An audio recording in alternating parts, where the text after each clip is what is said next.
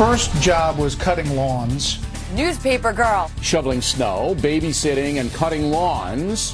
What was your first job? And my job was to clean up the parking lot of the Dairy Queen. I was a garbage man. What did it teach you? I needed money and I needed to make my own money. It taught me what hard work is.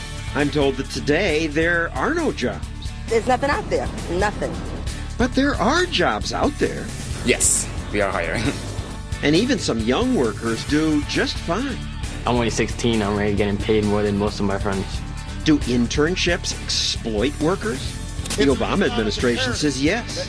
But billionaire Mark Cuban says... The fact that we can't do them is just ridiculous. And this restaurant owner says the minimum wage kills first jobs. I'm doing good. Are y'all done? First jobs. That's our show tonight.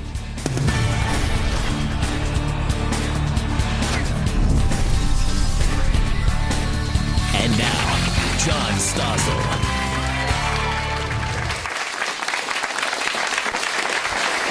Tonight, the studio audience is filled with relatively young people, mainly because most are interns. Some work here at Fox, some work elsewhere in New York. Internships have become increasingly common in America, and today about half of college students do some kind of internship. It's a way for young people to build a resume, try work out. Also a way for companies to try workers out and for companies to get some work done cheap. Which raises the question, how many of you interns are paid? And I'm talking real wages here, not, $10 a day or something like that, huh? How many of you get paid? Nobody. Okay. So aren't you being ripped off by these companies, exploited? Do you think you are? Nobody? It's a Stossel Show audience. Well, the Obama Labor Department says they are exploited. Not long ago, it issued a fact sheet that says free internships are only legal if the employer derives no immediate advantage from the intern. What? Why would an employer then want an intern? Also, the administration says it's better for the business if its operations may actually be impeded by the intern. Are you kidding me? What's the point of that? I had an intern like that once, and we agreed to part company. I think internships are great. I've used interns all my career. They've done some of my best research. Some went on to be journalists themselves. But lots of people say that it's about time the Labor Department started punishing companies that employ unpaid interns. Steve Greenhouse says that. He wrote The Big Squeeze, Tough Times for the American Worker. Hannah Jackman of the National Journalism Center helps students find internships, and she says that they're great, paid or not. But, Stephen, you say most internships cause problems? What do you mean? No, I've written articles for my paper, the New York Times, saying experts say that many internships cause problems, and that the Labor Department, not just under the Obama administration, but going back decades, has rules, has 6 criteria for when internships... But they've never been enforced, really, before. And the Obama administration really isn't enforcing them either. For the most part, hence the witness the audience. And I was wondering, why no one raised their hand, because your employer would have said, how dare you say I'm breaking the law by not paying you? The internship has to be for the benefit, almost the sole benefit of the intern. That it cannot be, as you said, John, for the immediate benefit of the employer. Why not? I mean, aside from what the lawyers have worked out as a reporter, I mean, what's wrong with benefiting? It's win-win. It's win-win in many ways, but there are people who would, with unemployment so high, many people are saying, well, it would be great if employers, instead of taking on all these smart young people without paying them... They would hire people and pay them if it weren't for unpaid internships, that replaces paying work? So I wrote this front-page story a few weeks ago, John, where I interviewed... You're the workplace correspondent? Yes, workplace... So I late about a graduate of a good college in New York, and she was looking for a job in the fashion industry, got a job with one of the nation's most famous fashion houses. She said she worked basically from 9 a.m. to 9 p.m. Sometimes they wanted her to work weekends. She wasn't paid at all. She thought it was going to be educational. She said a lot of the time she twiddled her thumbs. She went out and got lunch for people. She ran errands. So she had a lousy time. She can quit. She's not a slave. That is absolutely true. But, We believe that companies should follow the rules. That's a good conservative notion. Companies should not break the law. And we have dumb rules. Well, then change the rules. That people in companies should lobby the Labor Department to change the rules. Please, you weigh in here. You help students find internships. Absolutely. We place our interns in media organizations in Washington, D.C. And I can't say enough the advantages and importance of doing these kinds of internships, paid or unpaid. They are incredible opportunities for students to learn what they want to do with their lives, incredible opportunities for networking. Incredible opportunities for learning how to be a grown-up young professional. If we force companies... Yeah, it's great for the students, but it's hurting, he says it's hurting the paid workers. I don't see how that's possible. A lot of these interns do the sort of work that is not what a full-time employee would do, but sort of menial things. So it's not as if these interns are there in lieu of a full-time employee. Steve, I recently interviewed one billionaire. He's created lots of jobs, and he's upset about this Labor Department crackdown. Mark Cuban, he now owns the Dallas Mavericks, says he can't believe he's not allowed to give unpaid work to college students. I get personally emails every day, 5, 10, 20, even more sometimes, saying it'd be my dream job to intern for the Dallas Mavericks. It'd be my dream job to work in any capacity, unpaid. As a matter of fact, Mark, I'll pay you to let me work for you. And so I went to our human resources person 2 years ago. I said, I have some projects I could really put these guys to work for. And he says, can't do it. It's just absolutely ridiculous. I agree. These are kids who might have invented something cool. They don't get the opportunity. They could, if Mr. Cuban, who I think might have a few extra cents to pay his interns, if he did pay them, they could still be as creative and inventive and go on to exercise great things. But he chooses not to pay people to just take a flyer. These kids want to work for nothing for the experience. But unpaid internships favor wealthier kids from families who have connections. And a lot of, if your family's making, if your family, I look at this audience, they look pretty prosperous to me. And if your family makes $500,000 a year, maybe they can afford to have their son or daughter work in New York City in an unpaid internship in the summer and pay $1,500 a month rent. But if a family only earns $30,000 or $50,000, there are certainly students whose parents are willing to support them as they go to another city and do an unpaid internship. However, there are also kids like me who work to put themselves through college, who put away money while they were in college and took those savings and forayed them into an opportunity to do an unpaid internship. To say that because some students have the advantage of parental support that we should not allow any interns to have the opportunities at all, I think is robbing young people of an opportunity to follow their dreams and their careers. A lot of my interns said to me, you know, boy, I'm learning much more working for you than I learned in college, and I don't have to pay you anything. This is much better. Let me ask you, interns, how many of you learn more in your internships than you did in college? So that doesn't say much for college, but it sounds like an unpaid internship is a great deal. I'm not denying that unpaid internships can often be very educational. Again, as someone, we are a law-abiding society. We're supposed to follow the rules set forth by various levels of government. And it says here in the official Labor Department rules, if the interns are engaged in the operations of the employer or performing productive work, for example, filing, performing other clerical work, how many of you do that? Or assisting customers, then the fact that they may be receiving some benefits in the form of a new skill or improved work habits will not exclude them from the requirement that they be paid. Now, one might say the law is an ass, and that's been said before. Yeah, I'm not even sure what that law said, like most laws. You don't think sometimes we have too many laws and we should have a right of contract? And you're the workplace correspondent for the New York Times. The New York Times loves more laws and less freedom, in my opinion. We love freedom. We love freedom of speech. We love freedom of religion. We're big believers in freedom. But not freedom of contract in the workplace. We believe in freedom of contract. They made a contract with their employers. But the Supreme Court of the United States, chosen by a duly elected president years ago, set forth these rules for how the workplace should be governed. Until they're changed by the Labor Department of the Supreme Court, those are the rules we're supposed to follow.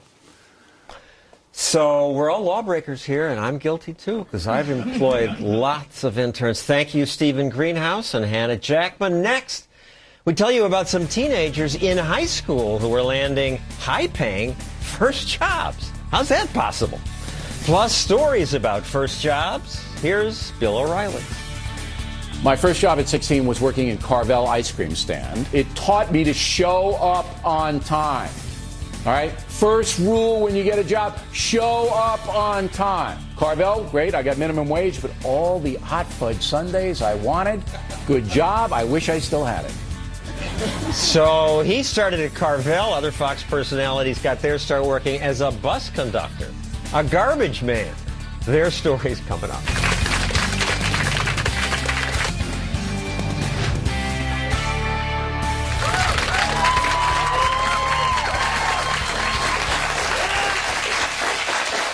Today, there are no jobs. That's what I hear. But wait, one website that tracks job listings found almost 5 million job openings. In June, job openings rose by another 200,000. So what's going on? America has unusually high unemployment at the moment, but companies struggle to find workers? Fox Business reporter Sandra Smith looked into that. So what did you find out? Well, we recently went out to Allentown, Pennsylvania.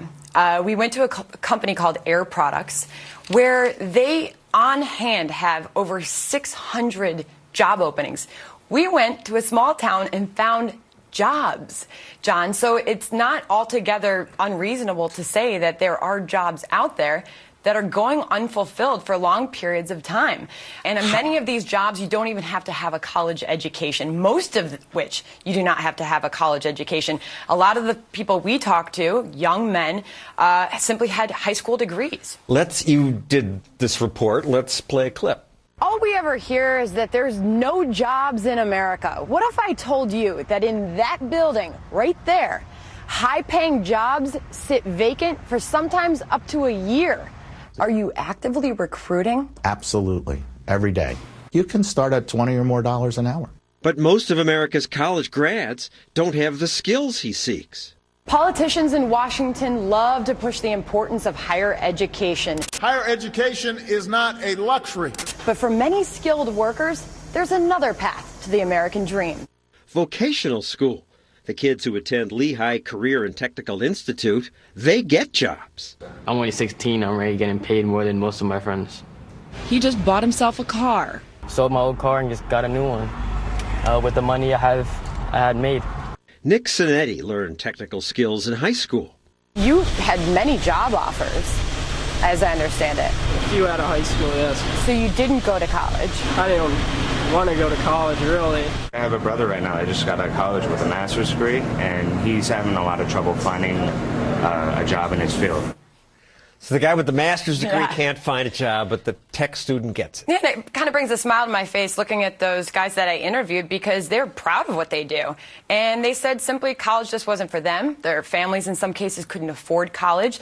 They're making money, bought a new car, they live on their own. This is not cool in America. Vocational school isn't glamorous. President Obama wants more money for liberal arts colleges. He even proposed cutting support. I think all support should be cut, but even he wanted to cut support for vocationals. I think it's a lot more cool to have a job and be able to buy a new car than it is to not be able to do that and sit at home without a job. But, John, I would wholeheartedly agree that there's a major push from Washington. Go to college. Go to a four-year university. Take out the student loans if you have to. But why aren't we saying that there's another route? In fact, the CEO of that company that I went out to visit in Pennsylvania, John McGlade, he was a vocational school kid. He came out of vocational school, got a job at that company decades ago, has risen to the top of the company. He did attend college. He ended up going back and getting a higher education. He now makes over $10 million a year. Okay, that's good. And the Department of Labor says it predicts job openings for the future. They assume maybe 14% employment growth overall. But electricians, they say, 23%. Plumbers and pipe fitters, 26%. Heating, air conditioning, refrigeration mechanics, 34%. So this is where the jobs are. These jobs are going unfulfilled, and in this particular case, some of these jobs are open over a year, we were told. So vocational school graduates, there's work out there, and for people who want to do these jobs, there's work. Thank you, Sandra Smith. Next, polls show most Americans think it's a good idea to raise the minimum wage. Who would be against that? Well, I am. I say a minimum wage kills first jobs. And later, Shep Smith, Greta Van Susteren, and others talk about their first jobs. My first job was at a delicatessen, and I became the manager of it. I told them I had considerable experiences making, my sandwiches, my lunch at home. You know, kids have lemonade stands. Well, I took it one step further. Did lemonade. I would sell bags. I'd go buy stuff and sell it for more. Shoveling snow, babysitting, and cutting lawns. My first real job, though, was as a janitor on the weekends in an engineering firm for Dollarhide, DeCamp and Brown.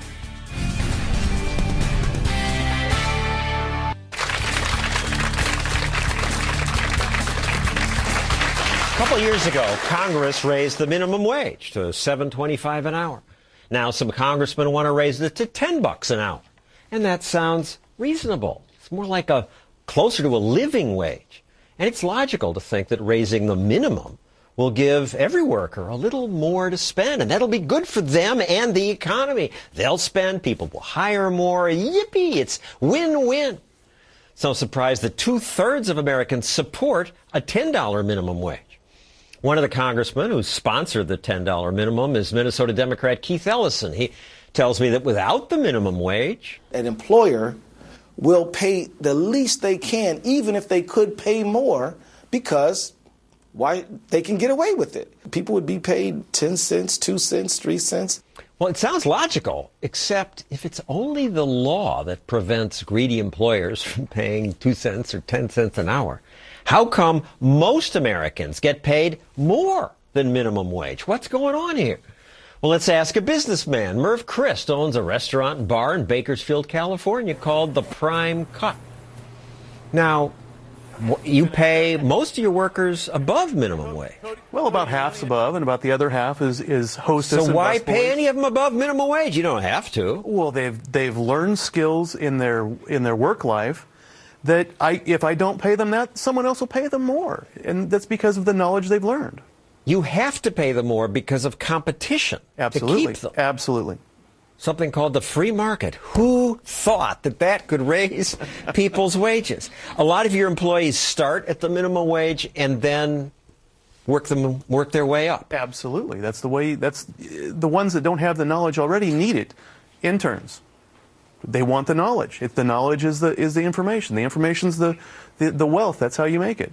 So you've built a business. You started off with 3 employees. You created jobs. You have 28 employees now. Top employees earn about $18 an hour. Somewhere there, yeah. The average hourly wage in America is $16.57 an hour, well above minimum wage. So the market sets it for 95% of the workers. What's wrong with having a law just to put a bottom on it?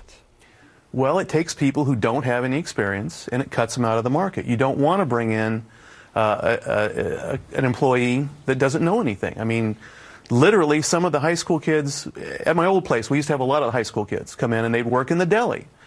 We moved to the restaurant. Now some of the high school kids come in, they want a job. I have to teach them how to clean a toilet because they don't even know how to just clean a toilet. California just raised its minimum to $8 an hour, a little more than the national average. Mm-hmm. What does that hurt? Like I said, the inexperienced worker, the person that doesn't have experience. Because they don't get hired. Yeah, they don't get hired, keeps pushing them off. So you just don't hire them? No, we find someone that has a little bit of experience and hire maybe for a little bit more if you have to. So fewer workers get hired? Yes. Fewer workers get a chance? And I get to work harder. So how do you feel when politicians say, you have to pay someone at least this much? I feel like it's pandering in the highest degree. It takes away from my ability to run my business. Try running a business. I hear them say that if you're paying a few more cents or $1 an hour more and it puts you out of business, well, you have a bad business model. Well, I've been doing this 19 years. I'm still in business. I've gone from 3 employees to 28 employees or so. I'm proud of that. When I was a kid, you'd go to a movie theater, there'd be an usher. Oh, yeah. No more ushers. No more people washing your windshield at gas stations. Oh, nobody filling up your tank for you. Because of the minimum wage? Absolutely. I remember when I was a kid, there was an old man that just loved the Fox Theater, and he would stand there and shine a little light on your ticket, take you down to your chair, and he got paid hardly anything. But he loved movies. He was retired. He wanted to do something. Can't do it anymore. It's illegal. It's against the law. Your first job was what? Oh, I was working food service. I think I was bussing and doing some other stuff, like $2.25 an hour. And when I was young, that wasn't bad. It was better than not having a job. My father and mother, instilled work ethic. You work. You don't say, should I jump? You say, how far should I jump when the boss says jump? They also used to hire people on construction sites, kids who would learn on the job. Oh, absolutely. That's gone too. Oh, high school, Prop 13. You don't have the jobs learning how to weld and do all that kind of stuff anymore either. So, because it's illegal for the employer to just bring a kid on and see if he's good at it. Well, for free, yeah. For free, or for $4 an hour, or intern, $6 an hour. Whatever they're willing to work for. But the public supports higher minimum wage. A survey of economists found 2/3 who specialize in labor law and labor economics say it does kill jobs, but the public doesn't get that. Well, more of the public should be an employer and understand how much goes into providing jobs. And, an $8 an hour job, by the time you get done with taxes and everything else, you're paying $14 for that person to get $8. You're pushing inflation. Everything goes up because of that. You're making money now. You're just a selfish rich guy who doesn't want to share. I'm doing my social responsibility by keeping a business running in a poor economy and making sure that I can pay people and teaching people how to work. And, like O'Reilly says, show up on time. I say, if your shoes aren't tied, I probably don't want to talk to you. Merv Chris, thank you very much. Next, Brett Baer, Shep Smith. Others tell stories about their first jobs. My first job, I guess, was a short order cook. My first job was at what was then known as Spa Lady, where I became a little aerobics instructor in another life, and as I like to say, another body. I worked at a deli, and I had to chop up raw fish for this fish salad this German lady made, and so that was disgusting, and I didn't work there very long.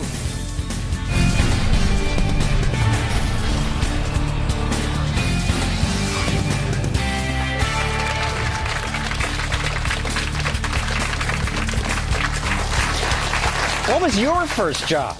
Asking around this building, I was struck by how many people delivered newspapers.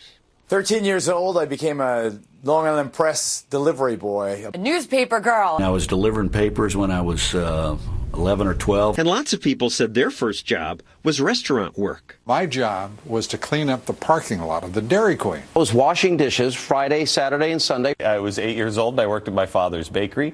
I washed the pots and pans. I scraped the floors. I don't even Child labor I don't even think I got paid. America makes it illegal to work when you're young, but there's an exception if you work for your family. My job is working in my family's restaurant. At a very young age, they started me at 8 years old, cleaning the tables, and then I was promoted to hostess, and then promoted to waitress. And my dad used to make me work shift after shift when waitresses would call off. And I would work all these shifts in a row, and I'd get so angry at him because he'd send all the other waitresses home. Some people talk about how hard they had to persist just to get a first job. Going around town asking the business owners if they would pay me to sweep their sidewalks and their parking lots. Some persisted even when the money wasn't good. My first job was mowing lawns at the University of Denver for the princely sum of $1.15 an hour. And when the work was boring.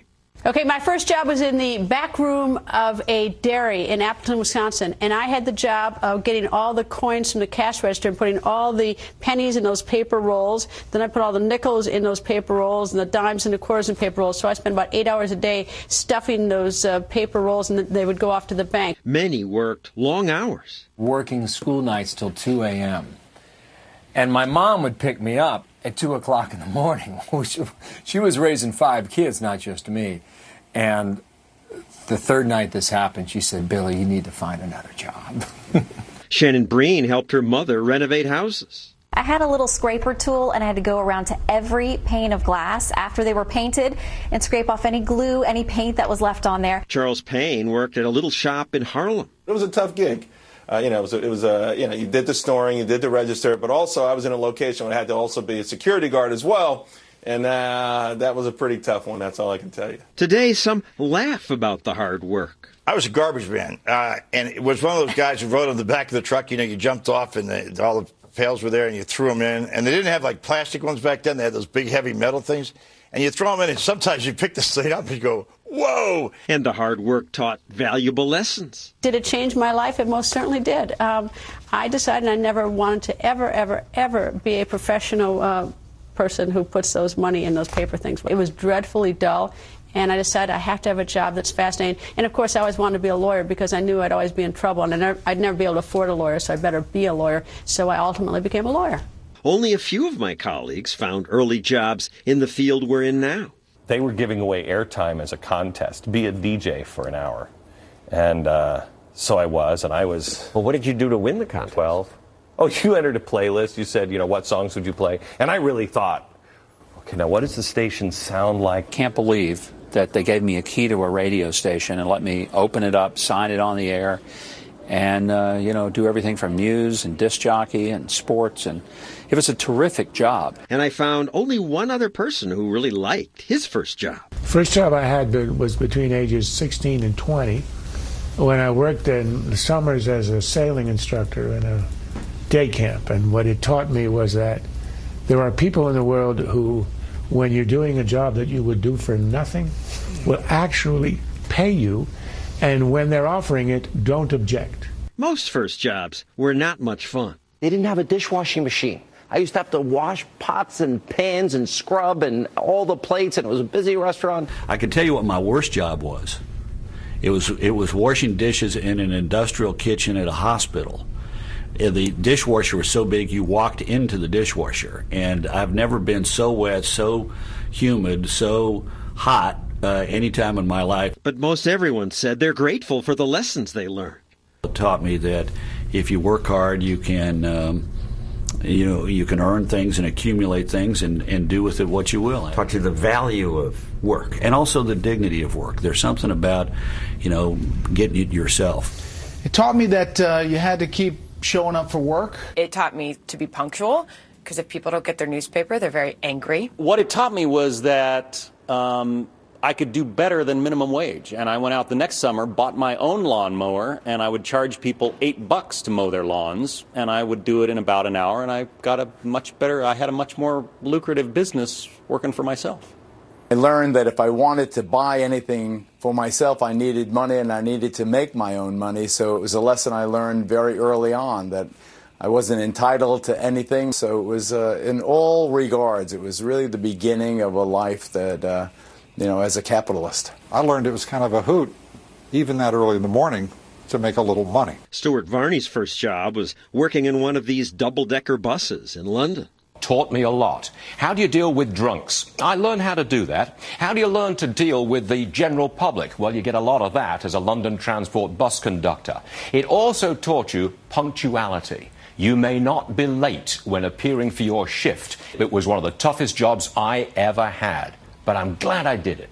Reason TV's Nick Gillespie learned a lesson he wasn't supposed to learn. I worked as a page in my hometown library in Middletown, New Jersey. I was supposed to put books away, as they were returned. I took a cart of books and I restocked them in about 20 minutes, and I came back and I said, okay, where's the next rack? And the people who worked there, this was a municipal library, they were like, what, you're done? And I was like, yeah, this is great work. Let me do some more. And they were like, no, you were supposed to take 2 hours to put those away. Now just go away and come back at the end of your shift. And what I learned from that was I don't want to work in the public sector. Whatever the job, most everyone said they learned just by working. Gave me the work ethic that I have now. It taught me what hard work is. And then I worked every other job in the restaurant business. Then I moved on to the construction business. And somehow I thought, let me try this radio and TV thing. And I've been very blessed. Even if the job would be illegal today. I was 13 years old, and I went to work at Tyson's drugstore. And you're not supposed to drive at 13. You may have heard about that. But at the time, at 14 and a half in Mississippi, you could get your driver's license. I don't know. They gave me my start. And then Hardee's after that. But that's another story. Stossel, back to you. And when we return, back to you. That is, you viewers and you in our studio audience. You interns get to question our guests.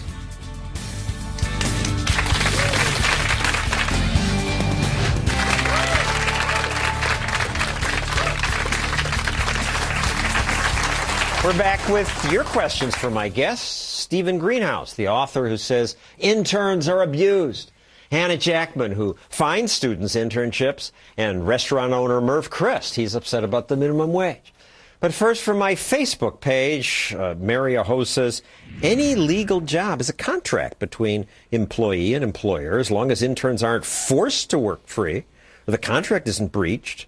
What right does government have to interfere? And this also applies to minimum wage.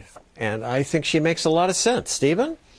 First, John, I didn't say all interns are abused. I said some experts. Yeah, I said some experts say that there are various employers who are breaking the law by not paying their interns. Some. Okay.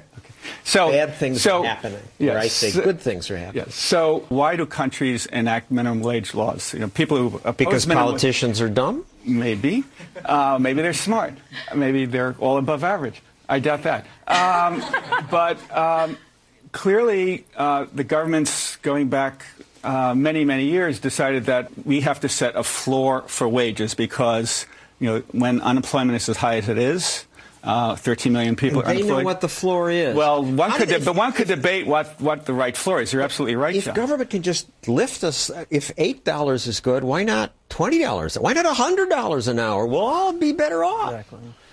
I think all these governments have enacted a minimum wage because they feel with unemployment high, some workers might be forced to say, I'll work for $2 an hour, I'll work for 50 cents an hour. And governments are stepping and saying there's an imbalance in this freedom of contract. We have to step in to make sure people will make a decent living so they don't have to rely on taxpayers for welfare or Medicaid or things like that. So they're just trying to set a minimum floor so people can live decent lives.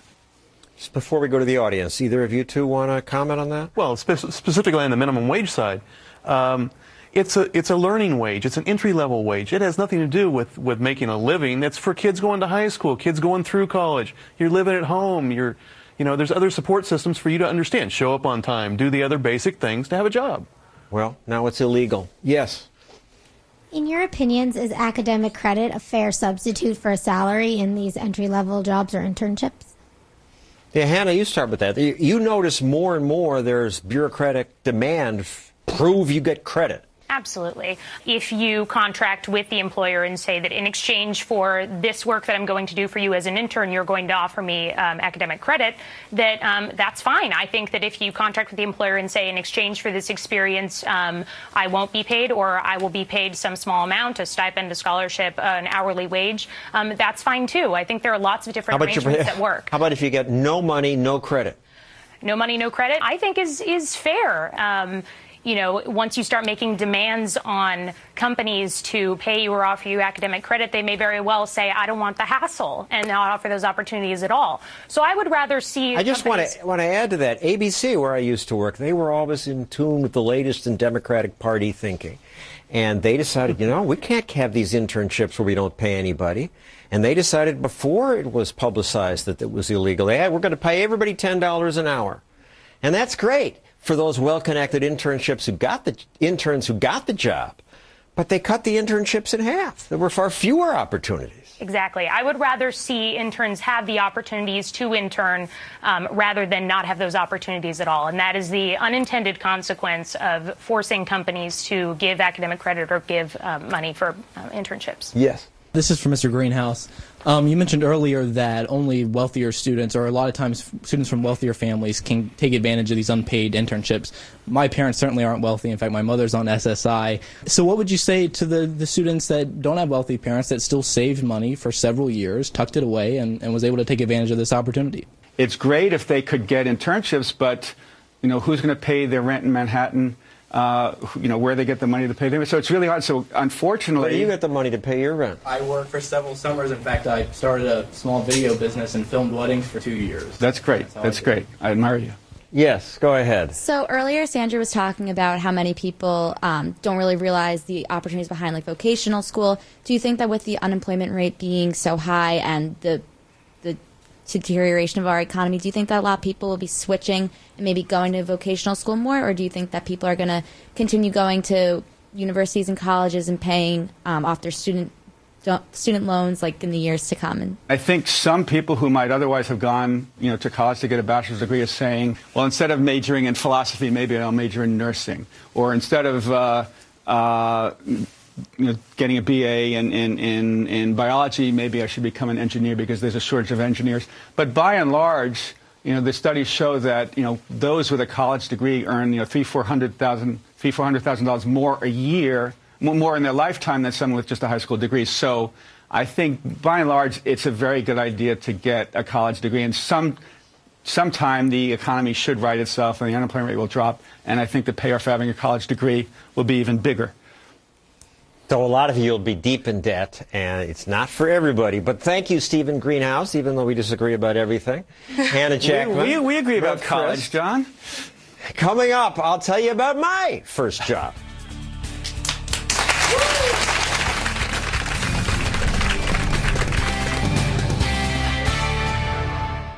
My first job was on an assembly line. I stuck pieces of plastic and metal together for a company called a PICO. That stands for American Photocopy Equipment. Here's one of their ads. On the assembly line, I wasn't smiling like this woman is. I hated the job. It was hot and boring, but working there made me eager to get good grades in school, so I might have other choices. And 4 years later, I got a job as a researcher at a TV station. One day they needed someone to cover a fire. No one else was around, so they put me on the air. And to my surprise, that became a career.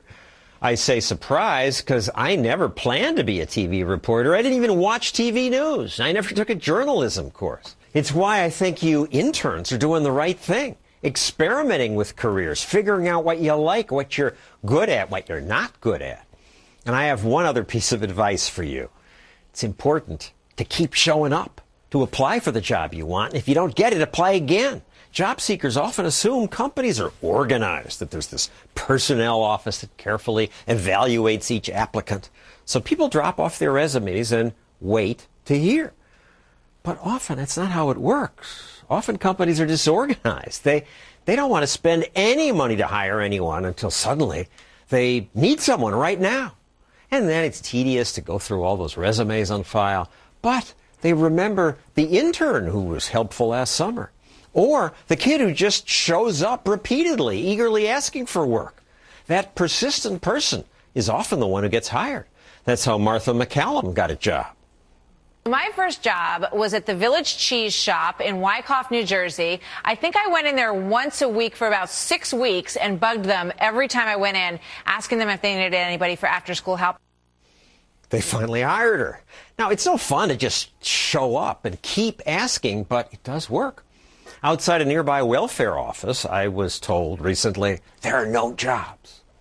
There's nothing out there. Nothing. No jobs around? No. Really? I asked my team to check that out. Within a few blocks of that welfare office, they found lots of businesses that want to hire people. Yes, we are hiring. This frozen yogurt store wishes more people would apply. We need like 2 or 3 people all the time, basically. Of 79 businesses that we asked in less than 2 hours, 40 said they would hire. 24 said they'd take people with no experience. The owner of this restaurant said he'd hire lots of people. How many? About 12 to 14 people. I would hire more than that, but the hardest thing is to get good help. So right after that interview, I told 2 job seekers about that restaurant. Both said, great, I'll apply. One waited for the start of business Monday and dropped off his resume. He thought that was more professional. But he still hasn't been offered a job. The other job seeker just showed up the next day, Saturday morning. He got the job, and he's here. Herman, would you stand up? Tell us what happened. You just showed up? Yeah, I showed up and I applied. And he said, okay, I'll hire you. He put you in the kitchen, hot, difficult work, minimum wage. But within a few days, you were making more than minimum wage? Yes, I became a waiter. And some of the waiters make $100 to $150 a night at this place. That's correct. So you want to go to graduate school someday? A restaurant is not going to be a career for you, but is it? What are you learning? Is it worth it? It is worth it. It's actually a great experience. Why? I meet successful people every day, and they give me great advice and tips on how to become successful. I love it. I love going there every day, and learning new stuff is like a stepping stone. All right, just from showing up and asking for the job. And that's what I tell job seekers. You can't really know what you like or what you're good at. Just show up, apply. Apply again, try stuff, work hard, try other stuff, become an intern. You can sit down, Chairman. How many of you interns think your current internship will lead to a career in that same field? Fewer of you. But I agree. It's a wonderful experience, but now your government wants to make most internships illegal? Give me a break. Internships are great. Vocational schools are great. Low-wage first jobs are great. And the best hope for prosperity is if government gets out of our way and allows those things to happen. That's our show. We'll have a new one next Thursday, 9 p.m. on the Fox Business Network. Thanks for watching.